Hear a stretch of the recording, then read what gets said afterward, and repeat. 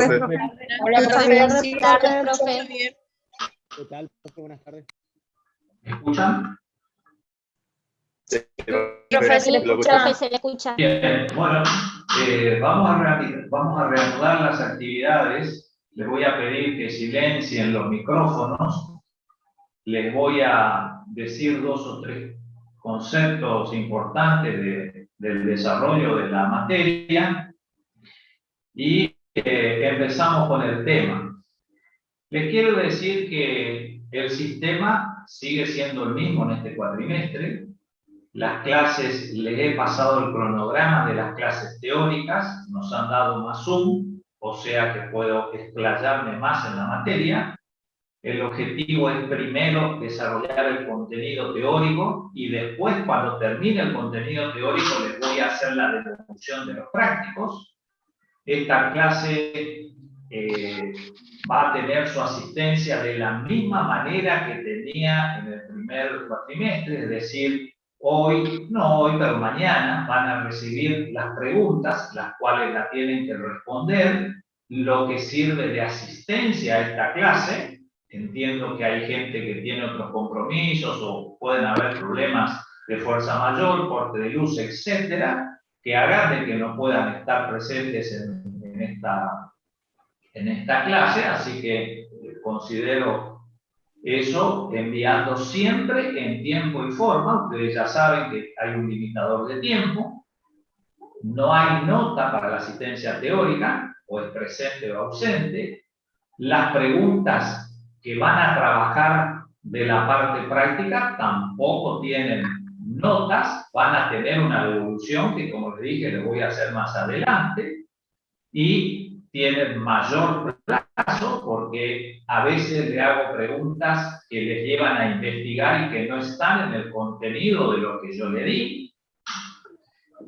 Y lo que me interesa fundamentalmente decirles es de que ya se viene prácticamente el segundo parcial. Les pasé el cronograma, no se lo voy a repetir, ustedes lo habrán anotado. Para el día de la primavera, o mejor dicho, para el día siguiente a la primavera, el 22 de septiembre de este mes, ustedes ya sabrán quiénes son regulares porque aprobaron los 2 parciales o quiénes quedaron libres porque no aprueban los 2 parciales. Y habrá un número de gente que tendrá que esperar el tercer parcial porque habrá aprobado o el primero o el segundo. O sea que es importante que atiendan en estos 15 días que faltan, o 20 días, como ustedes quieran, porque realmente es importante que lo sepan, porque se juegan un hito muy importante. Van a saber si son regulares o libres. El sistema del examen va a ser exactamente el mismo que el anterior. Van a mandar por mail. Yo me encargo de mirar si está el documento o no. Si no está el documento, yo ni miro el examen. La misma cantidad de preguntas, el mismo sistema, es decir, las mismas reglas que establecimos al principio. ¿Está? Así que les digo que, dado que estos temas son importantes, los 3 que faltan, diuréticos, coagulación, que es un poco más engorroso para ustedes, y AMA, que parece ser una cosa muy fácil, pero cuando se preguntan en el final, uno ve muchas falencias, las voy a dividir fundamentalmente en 2 clases. ¿Está? No es que vamos a tener martes, miércoles, jueves y viernes, no es así. En esta semana, por la importancia de los temas, vamos a ver así. Pero si no, lo vamos a ir graduando. Lo que yo quiero es, porque va a haber seguramente alguna semana de feriado cuando haya la elección de los estudiantes, va a haber receso, entonces el objetivo es llegar para la tercera o cuarta semana de octubre con la materia finalizada. Ya estamos dando 14 bolillas, es decir, me quedan tan solo 6 unidades y se termina el desarrollo de la materia. ¿Está? Bueno, entonces ahora voy a empezar el tema de las drogas que se utilizan para el tratamiento de enfermedades respiratorias, principalmente del asma y de la enfermedad pulmonar obstructiva crónica o EPOC. Como siempre, vamos a dar 2 diapositivas Yo les pido que ustedes desconecten su micrófono. Piénsenlo para que yo no lo pueda hacer y me concentre en la clase directamente, así que les agradezco. Y vamos a empezar entonces con la introducción. Lo que es importante que ustedes sepan son a títulos generales que el asma bronquial es una de las principales enfermedades que no son transmisibles, que afectan a los niños y a los adultos. Ahí veo el primer error de mi diapositiva, que en vez de una R es realmente una E. Enfermedad no transmisible. Ahora bien, se dice que es una de las principales en los niños y en los adultos. No quiere decir que personas que, por ejemplo, llegan a la ancianidad, que son ancianos, puedan tener asma. De hecho, que hay ancianos que tienen asma bronquial. Lo que pasa es que a medida que avanzamos en la edad, existen más enfermedades que también tienen una clínica semejante a la del asma bronquial. Pero es importante que lo sepan, que fundamentalmente es más importante en los niños y en los adultos. ¿En qué consiste el asma? El asma consiste en una enfermedad inflamatoria, motivo por el cual en la próxima diapositiva, después de la introducción, que es la siguiente, vamos a ver un gráfico que trata de explicar a grandes rasgos los componentes que hay con respecto a la inflamación. Y es importante que ustedes sepan que esa inflamación que se produce dentro de la vía bronquial va a generar una obstrucción, es decir, una dificultad al paso del aire. Y lo que es importante que ustedes sepan es que en el asma lo que se afecta es la expulsión de la sangre. Hablando con propiedad, en el asma lo que pasa es que la expiración se ve dificultada y hay un atrapamiento de aire. En el asma uno inspira normalmente y la expiración es la que se prolonga. Si ustedes, cuando controlan los signos vitales, se detienen a mirar la respiración, van a ver que la inspiración, cuando uno mete el aire, es unos segundos más prolongado que la expiración cuando nosotros sacamos el aire. Como producto de esa inflamación y como producto de esa obstrucción, los síntomas más importantes van a ser la disnea, que es la falta de aire, la sed de aire, la existencia de tos, que se va a producir porque va a haber un aumento de las secreciones dentro de la vía bronquial y eso irrita la vía respiratoria que solamente está capacitada para tener aire y no líquido. Entonces aparece una tos, es una tos seca con algo de expectoración y también aparecen las sibilancias, que si alguien o alguna vez alguien de ustedes estuvo en un hospital o tiene un familiar o padece la enfermedad, siente la sibilancia, que es como un sonido semejante al que el aire hace cuando pasa por una cerradura en épocas donde hay fundamentalmente mucho viento. Dándole estadísticas nuevas a ustedes, muy nuevas, en el año 2019, antes de la pandemia, se supo que el asma afectó a 262 millones de personas en el mundo y causó 461.000 muertes. Esto es sacado del GINA, que es la Iniciativa Global del Asma, en una publicación que se hizo en el Lancet del año 2000. Ahora vamos a ver algo incluso más nuevo que del 2019. Y es importante que ustedes lo sepan porque la mayor parte de esas muertes, esto fue un estudio que se hizo creo que en 137 países, y se vio que la mayor parte de las muertes se producen en los países de bajo y de mediano ingreso, es decir, en los países subdesarrollados, como sería, por ejemplo, tristemente nuestro país. Entonces, la última parte de esta diapositiva va a hacer hincapié en que fundamentalmente el asma se puede controlar con la medicación, se pueden evitar los factores que desencadenan esta enfermedad y se puede reducir la gravedad de la misma. Esta diapositiva, con esta otra, que son las dos únicas de introducción, les voy a dar algunos datos nuevos que corresponden a este año. 340 son los millones de personas que padecen el asma en el mundo en este momento. Datos nuevísimos. 1 de cada 3 pacientes no tiene su enfermedad controlada. Y el asma es una enfermedad que tiene una cronicidad que la caracteriza. El asma es una enfermedad crónica. Ahora, ¿qué pasa? Hay crisis aguda, que son los episodios de exacerbación que tiene la enfermedad y que tienen un tratamiento totalmente distinto.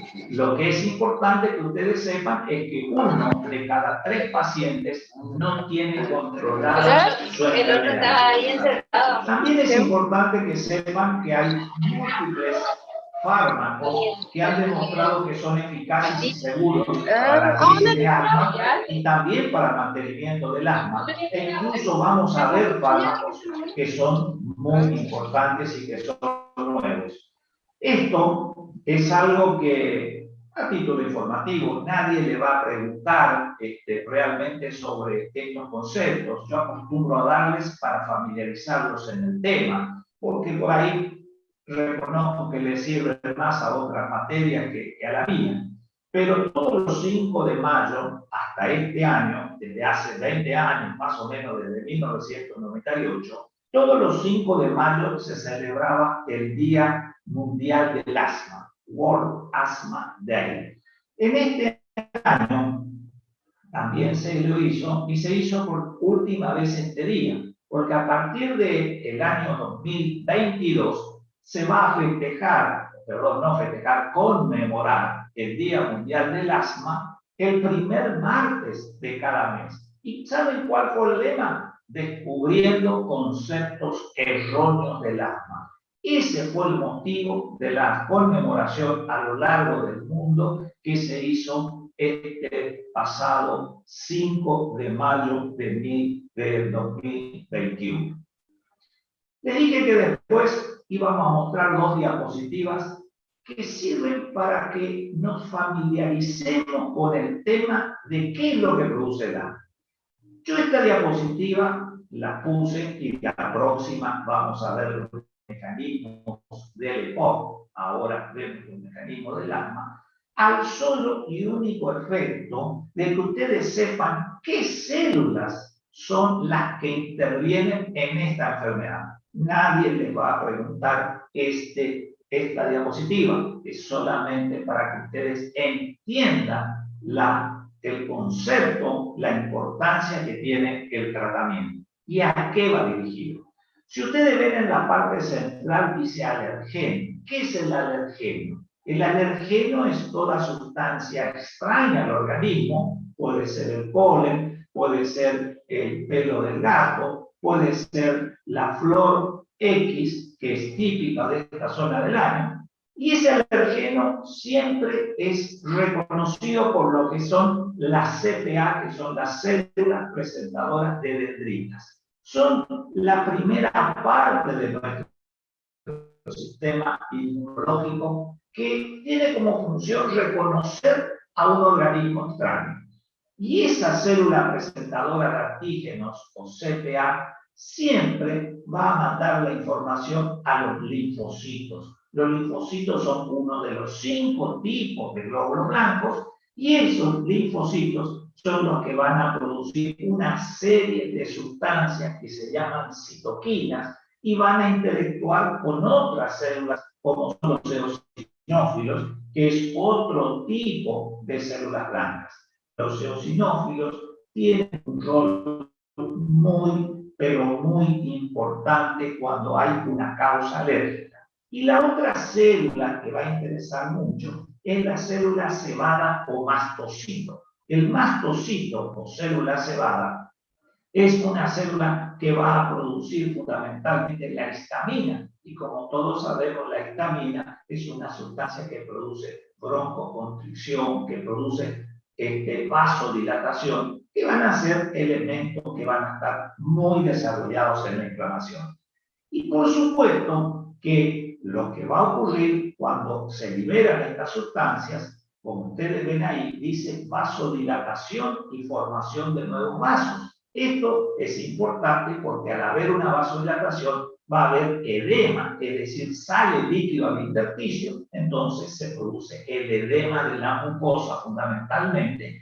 Hay una hipersecreción de moco, que es lo que nos va a dar la tos seca, la tos irritativa, a veces con escasa flema, dice el paciente, nosotros decimos con escasa expectoración, y cumple un rol muy importante la regulación nerviosa. Principalmente, lo que es importante es el sistema colinérgico.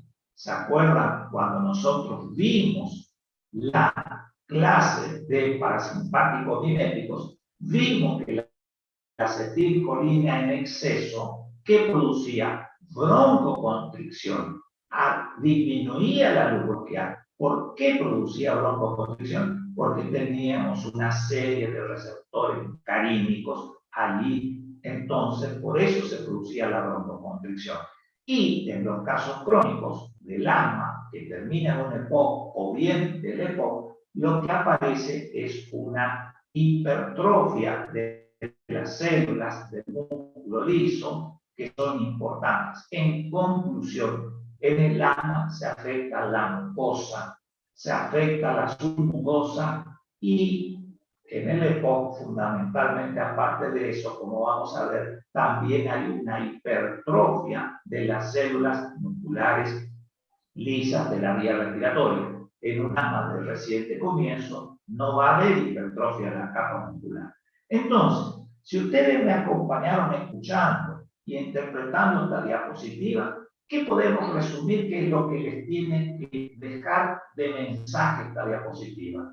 El asma es una enfermedad en la que hay edema de la mucosa bronquial. Es una enfermedad en la que hay una obstrucción del flujo sanguíneo, de la vía respiratoria, en la que hay vasodilatación. ¿Y qué células intervienen? Fundamentalmente intervienen los linfocitos, van a intervenir fundamentalmente las células cebadas o mastocitos, van a intervenir los eosinófilos fundamentalmente, y también los neutrófilos, porque son el acompañante principal de una inflamación. Bien, en el EPOC, entonces, la diferencia, como ya me adelanté, está en una de las causas. Principalmente, ¿cuál es la causa más importante del EPOC? El humo del cigarrillo. El tabaquismo es la causa más importante. El humo produce alteraciones directas sobre las células de la mucosa, va a estimular a los macrófagos, que van a ser las células que van a tratar de fagocitar, se van a tratar de comer a todas las sustancias que son extrañas. Va a haber una importancia del fibroblasto, que lo que va a conducir es una fibrosis fundamentalmente, y en el EPOC lo que aparece es que cambia la estructura celular. Todos ustedes saben de ejemplos de fumadores famosos como Sandro. Bueno, ustedes son muy jóvenes, no viene a la cabeza uno en este momento que sea más nuevo, que uno sepa. El EPOC cambia la morfología del tórax, cambia sustancialmente. Hay una destrucción del parénquima pulmonar y eso lleva a un cortocircuito entre la ventilación, entre la inspiración y expiración, con la circulación de la sangre. Entonces se produce un desequilibrio porque entra menos oxígeno, no circula bien, y eso va a llevar fundamentalmente a la apnea, y esa cronicidad va a llevar a la tos crónica, que es la característica del EPOC y que se debe a una hipersecreción de moco. Pero bien, yo con eso me conformo, que ustedes entiendan, esto no es una clase de la enfermedad y entonces vamos a pasar directamente a cómo tratamos esta enfermedad, es decir, a los fármacos que son útiles. Yo les había dicho entonces que había inflamación y obstrucción. Si hay inflamación y obstrucción, ¿qué nos dice el razonamiento de tipos de drogas que vamos a recibir? Si nosotros recordamos que el asma es una enfermedad inflamatoria y el asma es una enfermedad obstructiva, sabemos que vamos a necesitar broncodilatadores y que vamos a necesitar corticoides para que actúen con inflamación. Vamos a estudiar hoy fundamentalmente algunos aspectos de los broncodilatadores. Y entonces vamos a ver una diapositiva en la cual ustedes ven que hay arriba 3 tipos de broncodilatadores. Son los agonistas beta-adrenérgicos, la teofilina, que pertenece al grupo de las antinas, y también los antimuscarínicos o anticolinérgicos, que es lo mismo, motivo por el cual a la izquierda ustedes ven los 3 nombres: los agonistas beta-2 adrenérgicos, los anticolinérgicos y el grupo de la metilsanina. Posteriormente al análisis de estos 3 grupos de broncodilatadores, vamos a pasar a estudiar los corticoides y después vamos a ver algunas drogas que también se usan fundamentalmente, pero más no en las crisis agudas. Cuando uno tiene una crisis aguda, la droga de elección va a ser un broncodilatador y vamos a ver fundamentalmente ahora qué tipos de broncodilatadores. Decía entonces que el primer grupo es el de los broncodilatadores adrenérgicos. Ustedes ya conocen a los broncodilatadores adrenérgicos, ya me escucharon a mí hablar dentro de las drogas simpático-miméticas a los broncodilatadores adrenérgicos. Dentro de los simpáticos miméticos, nosotros teníamos las drogas que estimulaban a los receptores alfa y beta. En el pulmón hay receptores beta. Entonces vamos a ver las drogas que estimulan a los receptores beta. ¿De qué tipo? 2, que son los que están en el pulmón. Pero ¿cómo se van a clasificar los adrenérgicos? Se van a clasificar en no selectivos, adrenérgicos no selectivos, el caso de la adrenalina. ¿Se acuerdan que la adrenalina era el prototipo de la droga que estimulaba a los alfa y los beta? Los beta 1, los beta 2, a los 2. Los alfa no nos interesan, pero no está de más repasarlo. El estímulo alfa producía vasoconstricción porque contrae la fibra muscular lisa, por eso la adrenalina eleva la presión arterial. Acá va a estimular el receptor beta 2 y va a dar taquicardia y también hipertensión por esos 2 fenómenos. Tenemos los beta 2 adrenérgicos que no son selectivos, como el isoproterenol. El isoproterenol es la droga que estimulaba estos 2 receptores. El isoproterenol no se utiliza en el tratamiento del asma bronquial. Repito, el isoproterenol no se utiliza en el tratamiento del asma bronquial. ¿La adrenalina se utiliza? Sí se utiliza. ¿Como de primera elección? No. De primera elección, no. ¿Cuándo hacemos adrenalina en el asma? Como última alternativa. ¿Por qué? Porque estimula los receptores alfa. Y si nosotros sabemos que es una enfermedad inflamatoria donde hay obstrucción y tenemos drogas que van a ser dirigidos a eso, no vamos a usar adrenalina como primera elección. ¿Entienden la diferencia? Porque muchas veces me dicen adrenalina. No, la adrenalina no es de primera elección, le digo, porque estimula los receptores alfa 1, también los alfa 2 y los beta 1 y beta 2. Y nosotros tenemos que dirigir a drogas que actúen sobre los receptores beta 2. Por eso tampoco se utiliza, por eso no se utiliza el isoproterenol.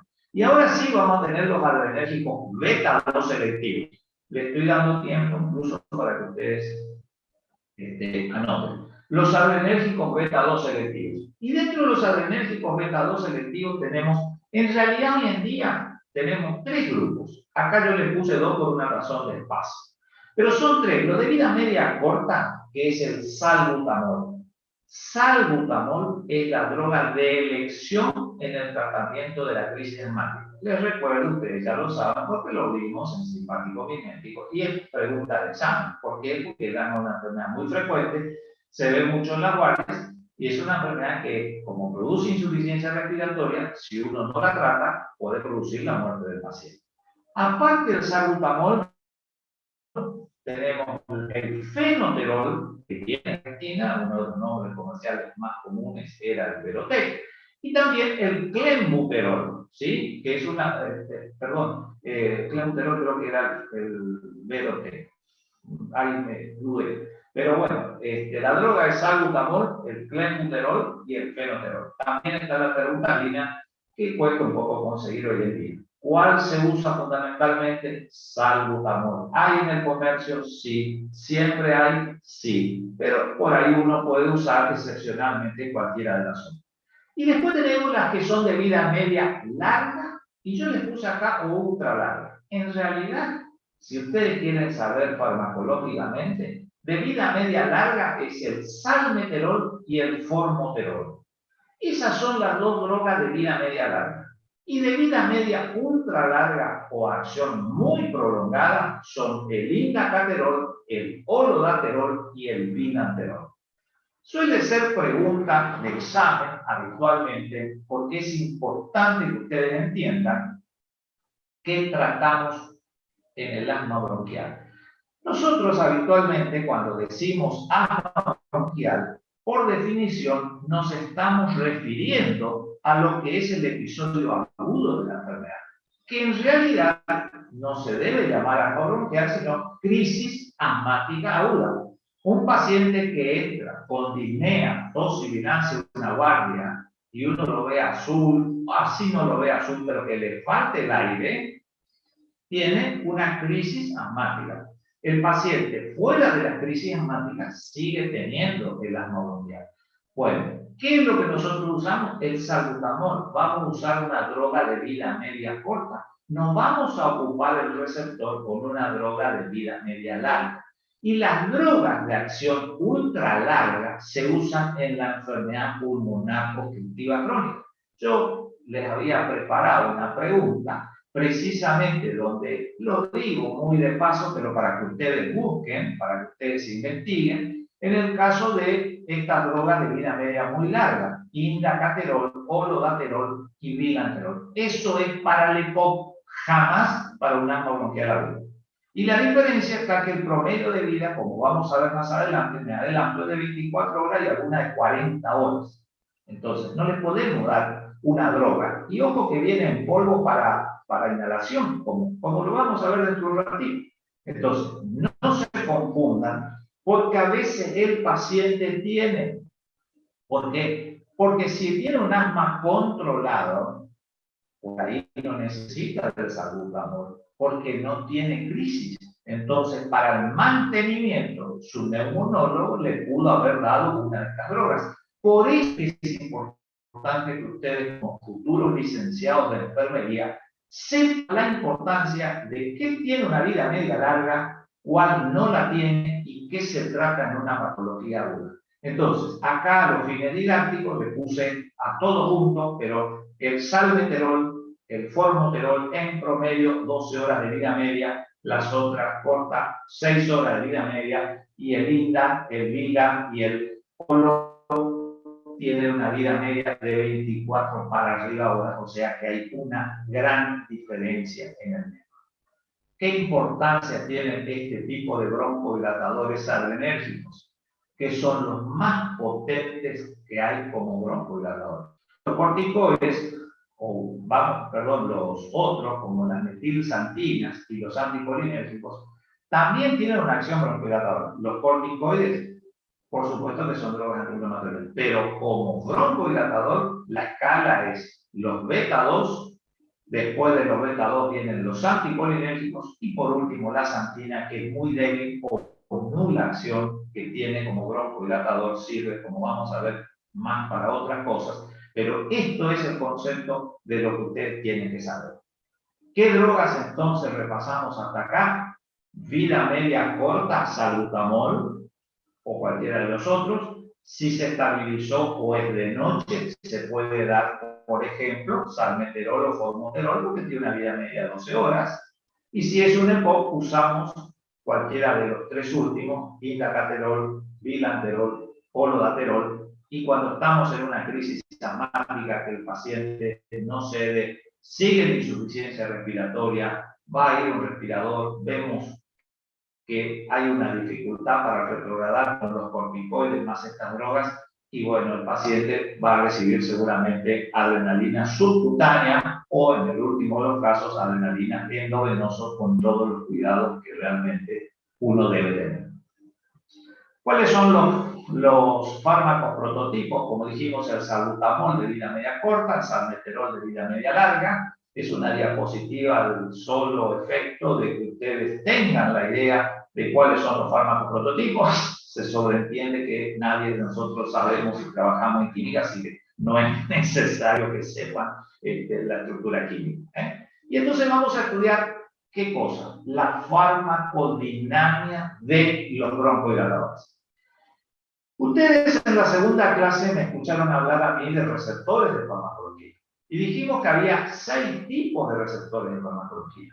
Pero nosotros preguntamos en farmacología 2 o 3 a lo sumo. No preguntamos los otros, aunque yo reconocía que hay un nuevo grupo de fármacos que está cada vez en mayor desarrollo, que son fármacos nuevos, costosos, que se usan en reumatología, en oncología, que van a actuar por otro tipo de receptores, pero todavía no están tan arraigados en la utilidad de la práctica clínica, motivo por el cual nosotros decíamos 2 o 3, y eso, el primero de ellos era el receptor de tipo G. Entonces, los broncohidratantes forman parte de ese 50% de las drogas que hay en el mercado que actúan por un receptor G. Ustedes ven ahí la palabra agonista beta. La palabra agonista beta se refiere a cualquier broncohidrator. Si ustedes quieren tomar como ejemplo el salbutamol, si ustedes quieren tomar el clenbu, si ustedes clenbuterol, si ustedes quieren tomar como ejemplo el fenoterol, o cualquiera de los otros, formoterol, el salmeterol o los de vida media larga, se unen a esa estructura celeste que es fundamentalmente el receptor de proteína G. Cuando se unen al receptor de proteína G, lo que hacen es estimular una enzima que ven en verde, ADC, que es la adenilciclasa. Y la adenilciclasa es una droga que lo que va a producir es una modificación de la estructura del ATP, que es nuestra fuente de energía, AMP cíclico, y el AMP cíclico va a producir un segundo mensajero que se llama proteína quinasa, y esa proteína quinasa es la que es la responsable de la broncodilatación. Entonces, ese es el mecanismo. ¿Dónde está ubicado ese receptor de proteína G? Ese receptor está ubicado en la membrana celular de las células plasmáticas. Entonces, ustedes tienen que recordar que el agonista beta 2, el salbutamol, sea por la vía que sea, se va a ir a unir al receptor beta, que es esa proteína G que está en la mucosa de las células, y va a producir una serie de cambios intracelulares a través de la adenilciclasa y la proteína quinasa, terminando como acción produciendo una broncohidatación. Por si alguien no entendió, ahí están las drogas, salbutamol, clenbuterol, feno. La otra droga es el receptor beta, que era la estructura que les mencioné de color celeste. La adenilciclasa es el nombre del ADC que les terminé de explicar. El AMP aumenta y fundamentalmente el AMP cíclico se produce el aumento. Por si no entienden este dibujo, la proteína quinasa A, que están todas las siglas de los que les mencioné, acá tienen todo escrito, también fundamentalmente todo lo que expliqué. Salbutamol se une al receptor B, la unión droga-receptor estimula la adenilciclasa, la adenilciclasa aumenta el AMP cíclico, la AMP cíclico activa la proteína quinasa y la acción farmacológica es la broncodilatación. Es decir, estimados alumnos, tienen el dibujo con todas las explicaciones y tienen escrito por si alguien quiere. Esto es necesario que lo repasen varias veces para poder entender. Para terminar con esto, es importante que le diga que los broncodilatadores de esta familia de los agonistas son tan útiles que son independientes de la causa. Y eso es muy importante, Porque, por ejemplo, vamos a ver más adelante que los antimuscarínicos o anticolinérgicos son broncodilatadores ante algunas causas, pero no independientemente de decir estos son ante todos, son los broncodilatadores por excelencia. Por eso está oncológico. Con respecto a la farmacocinética, bueno, la farmacocinética va a depender de qué cosa. Va a depender de varias causas. Perdón, no de causas, sino de varios aspectos. Uno de ellos es fundamentalmente relacionado con la vía de administración. Si yo dije que el asma bronquial era una enfermedad inflamatoria y obstructiva de la vía aérea, lo primero que tiene que venir a la cabeza es que el tratamiento del asma sería más útil usar la vía respiratoria, porque es una enfermedad localizada del aparato respiratorio. Entonces, si bien antes, cuando se empezó a hablar de esto, se utilizaba la vía sistémica, hoy en día, desde hace ya muchísimos años, se utiliza la vía inhalatoria. Y hay distintas formas de administración. Ustedes ven a la izquierda un dibujo que habla de la aerocámara. ¿Qué es la aerocámara, lo que está arriba? Es un dispositivo que significa para espaciador de volumen. Esto es muy importante y lo vamos a ver la diferencia en las próximas diapositivas, porque significa que permite homogeneizar la mezcla y es importante porque al espaciar la mezcla no va a quedar depositado en la orofaringe como queda, por ejemplo, cuando utilizamos un aerosol o PAF, que es lo que ustedes van a ver por debajo de la aerocámara. Se pueden utilizar indistintamente. Ahora, es común que ustedes sepan, por ejemplo, que en un paciente es importante emplear cualquiera de estas vías dependiendo de la edad. A un niño no le vamos a pedir adecuadamente el uso de un broncodilatador porque es un niño, no entiende. Entonces en ellos es mejor la aerocámara. Pero por ejemplo los adultos es importante, se puede utilizar perfectamente la aerocámara o en otros tipos de pacientes con algunos problemas faciales se puede utilizar perfectamente. Entonces un paciente puede utilizar cualquiera de las dos. Y cuando se usa la aerocámara, ven la tercera imagen, siempre de la izquierda, que se coloca el aplicador y la boca del paciente, obviamente va.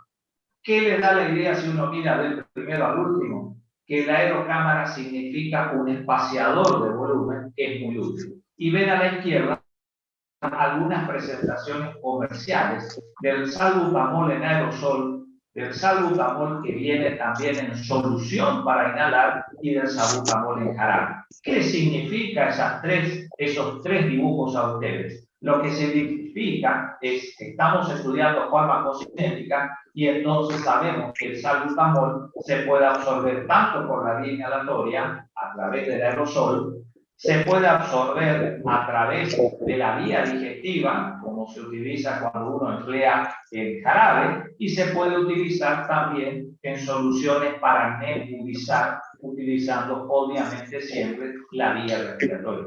Esa es la importancia. Ahora, si uno va a estudiar esas distintas vías, las características farmacocinéticas van a ser un poquito diferentes dependiendo de cada una de las vías. Entonces, es importante utilizar, vimos en la diapositiva que hay salbutamol en jarabe y hay que usa administración por vía oral y hay la vía inhalatoria. Y es importante tener en cuenta, sí, es importante tener en cuenta en la vía inhalatoria porque se debe tener en cuenta el tamaño de la partícula, la farmacocinética y los dispositivos de suministro.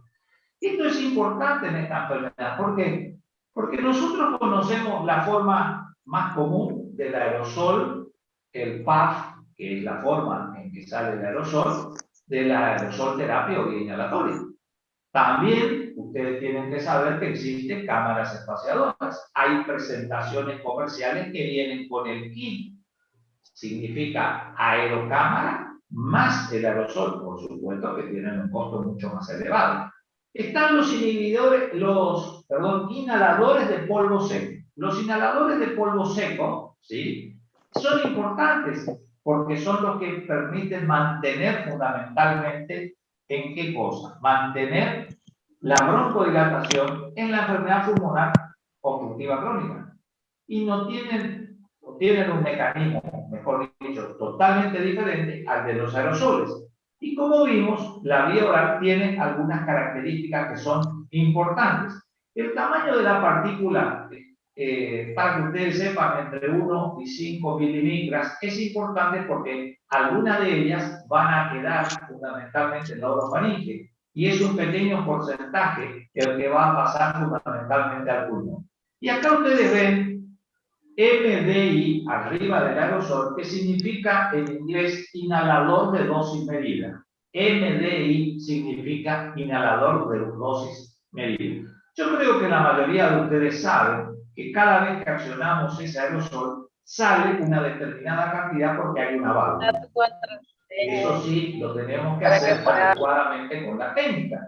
¿Cómo es la técnica? Habitualmente al paciente se le pide que respire antes de hacer el inhalador, siempre y cuando trate de no sea una crisis asmática, ahí la situación, digamos, cambia, pero si no, uno le pide que el paciente respire lentamente, 5 respiraciones aproximadamente, se le pide que exhale todo el aire, que haga una expiración forzada, pone el inhalador en la boca, hace un disparo y respira lentamente, ¿sí?, siempre con la boca, los labios bien cerrados, durante aproximadamente 10 segundos. Se le enseña al paciente que respire 1, 2, 3, hasta 10 segundos, y después se hace fundamentalmente la expiración en forma más leve. Depende si el paciente tiene indicado 1 o 2. Hay que enseñarle bien al paciente, tiene que estar sentado o puede estar parado, es decir, debe tener una técnica adecuada. Ahora, seguramente cuando, casi sobre el final de la clase, van a ver un video de 10 o 15, 12 segundos que realmente es importante para la educación del paciente. ¿Y por qué el médico, el neumonólogo, el clínico que trata, el médico generalista y el personal de enfermería tiene que insistir en el correcto mantenimiento cuando un paciente no se controla el asma, porque estas drogas son seguras y eficaces? Entonces uno hizo el disparo, repito, MDI, inhalador de dosis medida, se fue ¿a dónde? A la boca y a la orofaringe. De ese porcentaje que fue a la boca y a la orofaringe, fíjense que solo el 10 al 20% se inhala. Fíjense que es un pequeño porcentaje lo que va a la vía respiratoria. Si ustedes ven que se hizo 100 microgramos, ¿sí?, o que la dosis que ustedes vean, ¿sí?, en función a 1 o 2 PAF que le pide el médico, solo el 10 al 20% va al pulmón y el 80% se deglute. ¿Y eso va a dónde?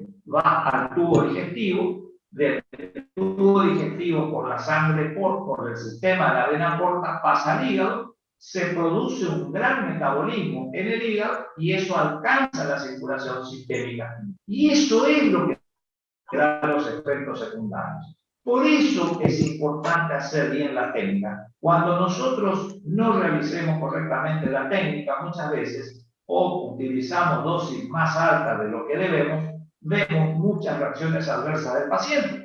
Y cuando uno utiliza la vía respiratoria, solamente, como dije, el 10 al 20% es lo que pasa fundamentalmente a los pulmones, y de los pulmones por la circulación bronquial va a pasar a la circulación sistémica, pero el porcentaje es mucho menor. Por eso, siempre recuerden este gráfico que les puse, simplemente a los fines de que ustedes entiendan que es importante la correcta técnica de esto.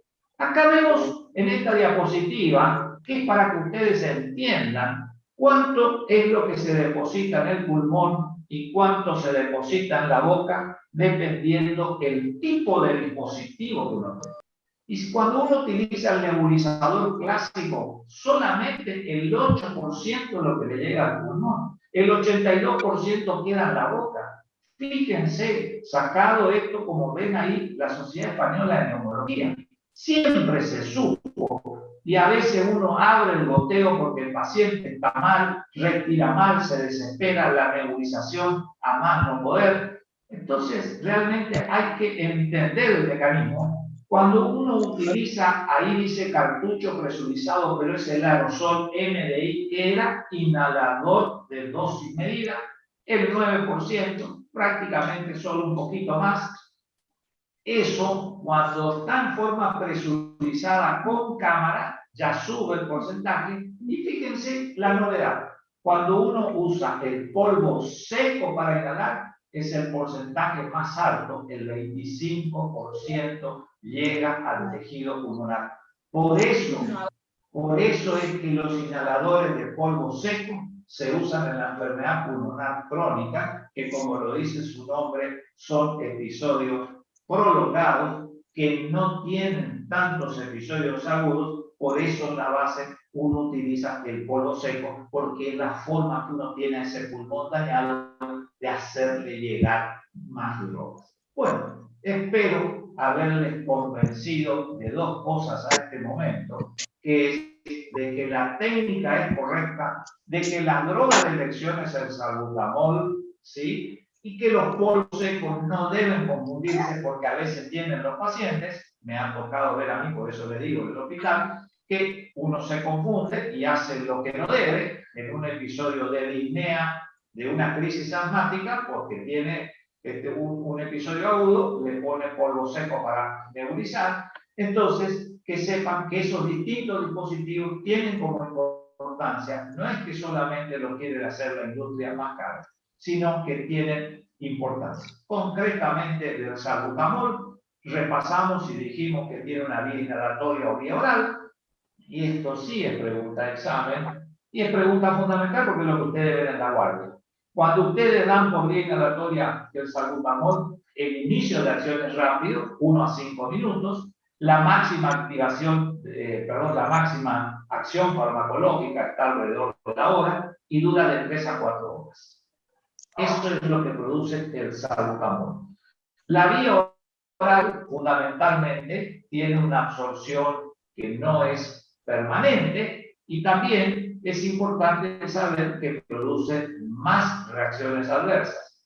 La aerosolterapia fundamentalmente se puede hacer con o sin aerocámara. Depende del conocimiento del paciente, depende del tiempo, una serie de demás cosas. Y lo que es importante es que ustedes sepan que el salbutamol se expende comercialmente como monodrogas.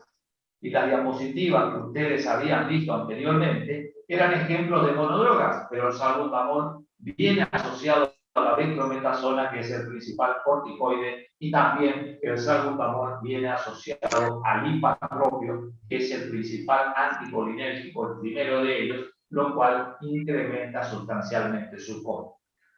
Yo siempre en mi formación de farmacología me enseñaron que hay que tratar fundamentalmente con monodrogas, porque sobre todo en estas patologías que son dinámicas, muchas veces no es conveniente utilizar una asociación de drogas porque puede ser beneficioso en un determinado momento, pero perjudicial en otro, sobre todo en la crisis asmática aguda.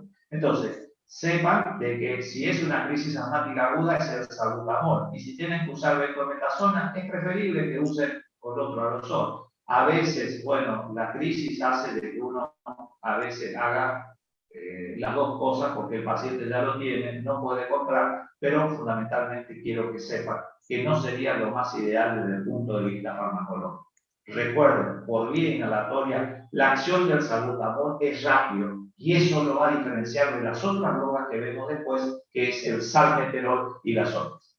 Ahora bien, el salmeterol, el comienzo de la acción en forma inhalada es mucho más lenta, como terminamos de decir, y la acción broncohilatadora dura más de 12 horas. Por eso es que el paciente que ingresa a una guardia con una crisis asmática aguda, si es tratado inicialmente con salbutamol y el paciente mejora inicialmente y el paciente lleva varias horas sin dormir, a la noche, para no despertarle y hacerle las nebulizaciones, uno puede llegar a usar salmeterol, porque está, como dijimos, la vida media del salbutamol de 4 a 6 horas, desde las 11:23 horas a las 7 de la mañana, realmente pasan muchas horas. El paciente puede tener una crisis asmática nocturna y entonces por eso se usa fundamentalmente a veces el salmeterol como para darle una protección broncodilatadora. El salmeterol es metabolizado por el citocromo 3A4, que es eliminado por las heces. Les vuelvo a decir una vez más, no me interesa, ni yo les voy a preguntar qué citocromo, si es el 2C, el 3,4A, el 3,4A es el más común, simplemente para que ustedes se graben de que son los citocromos y qué importancia tiene que ustedes sepan. Que si el paciente tiene asma y está tomando fluoxetina, y la fluoxetina ustedes miran en el prospecto donde dice farmacocinética y ven que también se metaboliza en el citocromo 3A4, ojo, eso significa que puede haber interacción farmacológica. En cambio, si ustedes ven que en vez de fluoxetina estaban tomando paroxetina y la paroxetina no se metaboliza en el citocromo 3A4, no va a haber posiblemente interacción farmacológica de ese tipo. Esa es la importancia que ustedes sepan de que existe un citocromo y que ese citocromo tiene esa importancia. Como dijimos, ya son los más conocidos y los más útiles para la administración del asma nocturna. La indicación es 2 veces por día. No se puede dar una droga más de 2 veces por día cuando tiene una vida media aproximadamente de 12 horas. Y también ahí ven no en rojo porque realmente está contraindicado en el uso del asma bronquial. Esto es muy importante que lo sepan. Repito una vez más, hay pacientes que, como suelen tener episodios agudos, usaban salbutamol en aerosol. Y también tienen el salmeterol en aerosol porque hay episodios en los que no tienen el asma agudo. Entonces tienen. Y cuando van a la guardia, llevan en su cartera o traen familiares enloquecidos, les tira a ustedes ahí sobre la mesa, ¿sí?, los broncodilatadores. Y ahí tienen que mirar bien el broncodilatador. ¿Era salbutamol o salmeterol? Si el paciente está con falta de aire, nunca pongan salmeterol porque tiene una vida media larga de 12 horas. ¿Cómo viene en el comercio? Viene solo el salmeterol, pero también viene el salmeterol más la fluticasona. ¿Y qué es la fluticasona? Como más adelante veremos, es uno de los broncodilatadores más nuevos de tipo de los corticoides, no broncodilatadores, corticoides antiinflamatorios más nuevos que hay, y vienen asociados, por supuesto, que el costo del salmeterol más la fluticasona es 2 veces más alto que el del salbutamol más la diclomethasona. Y tenemos los de vida media ultra larga, que son muy importantes y que repito una vez más que son los que se dan en la enfermedad pulmonar obstructiva crónica. Fíjense estos, el bilanterol, la biodisponibilidad es el 72% de la vía inhalada, tienen una alta unión a las proteínas, tienen una biodisponibilidad muy alta y la vida media es de 11 horas. ¿Sí? Se da una vez por día. Fíjense el olodaterol, algunas características, también porcentaje de unión a las proteínas, metabolismo, es por otro citocromo, no es por el 3,4A. Repito, no te voy a preguntar eso, simplemente para que vos te familiarices, que tenés que ir a mirar en respecto a eso, porque eso es lo que es importante. Pero miren la vida media, 45 horas. Le vas a dar olodaterol a una crisis asmática aguda. Una vez que bloqueaste el receptor, ¿qué vas a hacer? Nada. Entonces, miren, 45 horas de vida media y el indacaterol de 40 a 56 horas de vida media. Esto realmente es importante que se grabe, por eso lo puse en el fondo amarillo, para que ustedes sepan que realmente estas son drogas que se utilizan en el tratamiento de la enfermedad pulmonar obstructiva crónica y no del asma bronquial aguda ni del mantenimiento del asma, del asma bronquial. Y estos se utilizan todos por vía inhalatoria porque vienen como polvos secos para inhalar, que es lo que vamos a ver, creo que una diapositiva más adelante. Vamos a ver algunas cosas acá, por ejemplo, el olodaterol más el tiotropio. Fíjense el dispositivo que viene, esto está sacado del mercado farmacéutico, esto es la forma en que viene. Es totalmente distinto. Fíjense este otro, que es, no, este es el mismo para la aplicación. Tienen el orificio de la boca con la tapa y tienen el pulsador, ¿sí? Y 2 disparos una vez por día, el bilateral más la fluticasona. Fíjense la forma de ese otro dispositivo. Ahí dice el número 30, ¿sí? ¿Por qué? Porque significa para 30 días. Cuando haces una aplicación, después pasa al número 29, al número 28 y así sucesivamente. Es decir, cuando vos mirás, ustedes miran el dispositivo del frente y si dice 16, por decir un número, significa que le está faltando 16 aplicaciones. Todo esto para que para avisarle al paciente que se quede sin medicación. Estas formas de combinación, por ello le voy a hacer unas preguntas de esto para que ustedes vayan y miren y se enteren y vean el costo de lo que esto tiene, que está bastante por las nubes, es lo que se utiliza en el tratamiento actual en estos momentos de la enfermedad pulmonar obstructiva crónica. El bilanterol es el broncodilatador, la fluticasona es el corticoide antiinflamatorio de última generación, y el indacaterol, que viene de 150 y de 300 miligramos, y les puse acá los nombres que son comerciales. Ombrese es el nombre, Brisaler, así se llama, es el nombre comercial que existe en la Argentina y es importante por ahí que ustedes se familiaricen. Entonces, según la vida media, que es importante, los broncodilatadores de vida media corta se usan siempre en la crisis asmática. ¿Está? Los broncodilatadores de vida media larga se usan ¿dónde? Se usan en el mantenimiento del asma bronquial y en el EPOC, pero no están indicados en la crisis asmática. Esto, y la última, los broncodilatadores de acción ultra larga están indicados en el EPOC. Esto, les decía, me interesa que ustedes lo aprendan fundamentalmente, no solo porque suele ser preguntas de examen, sino porque esto decide muchas veces la vida o la enfermedad o la muerte de un paciente con todo lo que vivimos hablando. Entonces, cuando te tiran el broncodilatador arriba, no es importante que vos te acuerdes, y si podés acordarte sería mejor, mirá, este vive la vida media de 40 horas, no, este es el de 6 horas. Lo que es importante que sepa qué droga tiene una vida media corta, qué droga tiene una vida media larga y cuáles son de acción ultra larga y qué tipo de dispositivo tenés que hacer.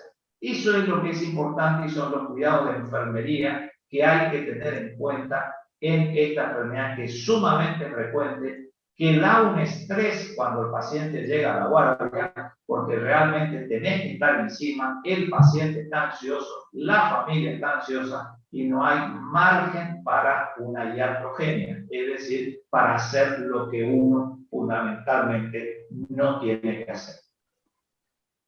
¿Cuáles son las reacciones adversas a los medicamentos que aparecen ante la estimulación de los receptores beta extrapulmonares? Nosotros dijimos que hay receptores beta en el pulmón y yo le había adelantado a ustedes cuando vimos la clase pasada, la última clase de antihipertensivos, que nosotros siempre decíamos que los receptores beta 1 están en el corazón y los receptores beta 2 están en el pulmón, pero cuando siempre decíamos farmacología y cuando llegábamos a la última clase, la anterior, teníamos que sincerarnos. Los receptores beta 2 también existen en el corazón. Repito, no me estoy equivocando. Los receptores beta 2 también existen en el corazón. Lo que pasa es que no tienen acción farmacológica, es sumamente débil e insignificante. Por eso es que a los fines prácticos uno dice, no, los beta 1 están en el corazón y los beta 2 en el pulmón. Pero hay beta 2 extrapulmonares y bueno, ¿qué es lo que producen? Taquicardia. ¿Por qué? Por el efecto directo del receptor beta 2 ubicado en la aurícula, que es la parte del corazón donde hay más receptores beta 2. Producen temblor muscular, ¿por qué? Porque hay receptores beta 2 en el músculo estriado. ¿Qué más producen? Hipopotasemia, por el efecto directo que hacen de que el músculo capte potasio. Y esto es importante para que ustedes sepan Porque cuando yo aprendí farmacología, empecé a estudiar farmacología hace más de 30 años, se sabía que había algo de hipocalemia, pero no se utilizaba como hipokalemiante. Y hoy en día hay pacientes que están en insuficiencia renal, que tienen el potasio alto, porque el potasio solamente se elimina por orina. Entonces, en un enfermo renal crónico que no puede orinar, el potasio está alto, por eso uno le dice no coma banana, no coma tomate, le hace una dieta estricta, porque si tiene potasio alto, la única forma de sacar el potasio alto es por diálisis. O si no hay una hiperpolarización, una arritmia, tienen los calambres los pacientes y se mueren. Entonces, se utiliza a veces nebulizaciones con beta 2 para producir disminución del potasio en la sangre de los pacientes. ¿Por qué se produce eso? Por el efecto directo beta 2 que tiene en el músculo estriado. Y también hay una hipoxemia porque se altera por la disnea, se altera la relación entre la ventilación y la perfusión y fundamentalmente hay una ansiedad. Esto es importante que sepan que son las reacciones adversas que producen los broncodilatadores. ¿Qué interacciones farmacológicas tienen fundamentalmente estas drogas? Si nosotros damos estas drogas que son estimulantes del receptor beta 2 con el propanolol, que es una droga que es un beta bloqueante, ¿qué va a pasar? La acción broncodilatadora no va a ocurrir.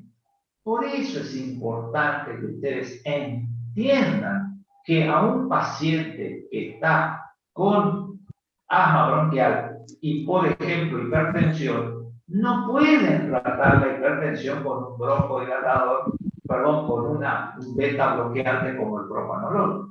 A ese paciente lo condenás, ¿por qué? Porque si hace una crisis aguda, no va a haber una acción broncodilatadora de estos simpáticos miméticos. El salbutamol y todos no van a poder ejercer su acción farmacológica. Y eso es importante porque una insuficiencia respiratoria puede producir la muerte del paciente. También es importante que ustedes sepan que, como dijimos que es una droga simpático-mimética, todas las otras drogas simpático-miméticas aumentan la toxicidad cardiovascular. Por eso yo le puse nada más que 2 en la diapositiva, porque si ustedes entienden cada cosa de lo que está escrito, pueden deducir solos qué otra cantidad de drogas no son útiles de utilizar. Dopamina, dobutamina, etcétera, porque por la toxicidad cardiovascular.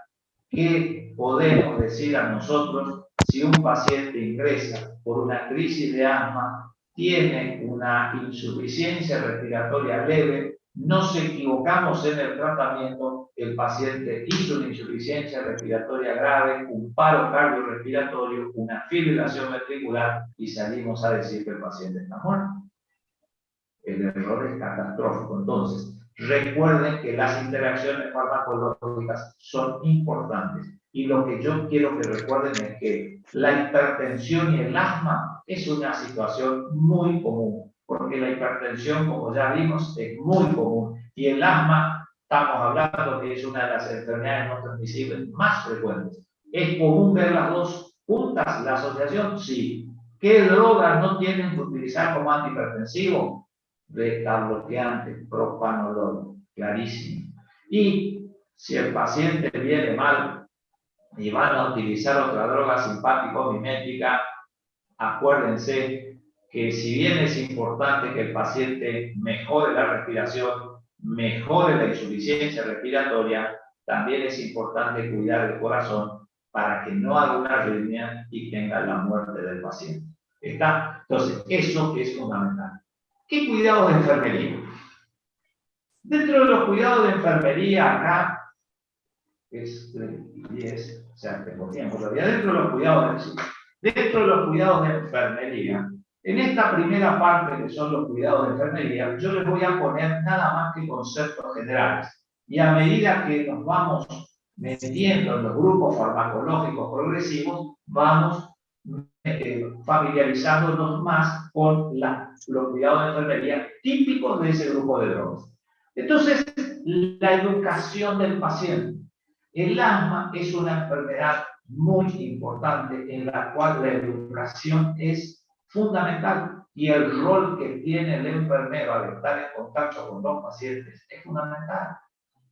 Uno mira series de televisión o lee artículos de revistas donde, por ejemplo, en la sala de espera de hospitales de otros lugares del mundo, hay un personal de enfermería con videos instruyendo sobre los cuidados que uno debe tener con la enfermedad, explicando lo que ya vimos en la primera diapositiva, vimos qué sustancias actúan, cuál es el mejor tipo de tratamiento, familiarizándole al paciente sobre cómo se maneja el dispositivo que tiene, cómo es la técnica adecuada. Eso correcto, como estamos diciendo, y fundamentalmente el control de los signos vitales y el estado del sensorio. ¿Por qué? Porque vimos que son drogas que producen taquicardia, vimos que son drogas que producen hipertensión, son drogas que producen arritmias cardíacas, son drogas que producen ansiedad. Fíjese, una cosa es que el paciente ingrese por un asma bronquial y otra cosa es que por no darnos cuenta nos equivocamos, abrimos de más, utilizamos una vía que no era la correcta, el paciente hace hipertensión y un accidente cerebrovascular por el producto de la hipertensión. Entonces, es importante en esto estas tres cosas que son las fundamentales. Ahora pasamos al otro grupo de los broncodilatadores, que son los broncodilatadores de la familia de los broncodilatadores anticolinérgicos o antimuscarínicos. Decíamos, bueno, están directamente las drogas, pero si hacemos un pequeño repaso de lo que habíamos visto cuando estudiábamos las drogas parasimpático-líticas, habíamos visto que en el pulmón nosotros teníamos los receptores muscarínicos. Sabíamos que había receptores muscarínicos en la mucosa del estómago, había receptores muscarínicos en las glándulas, había receptores muscarínicos fundamentalmente en el pulmón. Entonces, ¿qué van a producir? Nosotros sabíamos que fundamentalmente se podía producir una situación de broncodilatación, ¿sí? Y fundamentalmente lo que van a producir una disminución de las secreciones, motivo por el cual dije que en el asma bronquial no hay tantas secreciones. Hay secreciones, pero no tantas como en la enfermedad pulmonar obstructiva crónica. Entonces, los anticolinérgicos lo que van a hacer es a disminuir las secreciones. Esa respiración estertorosa que se produce cuando uno mueve las secreciones dentro del aparato respiratorio, cuando uno nebuliza con atropina, que es algo empírico que se hace, o bien utiliza estas drogas, realmente la situación cambia y se produce la sequedad, la disminución de las secreciones del tubo respiratorio.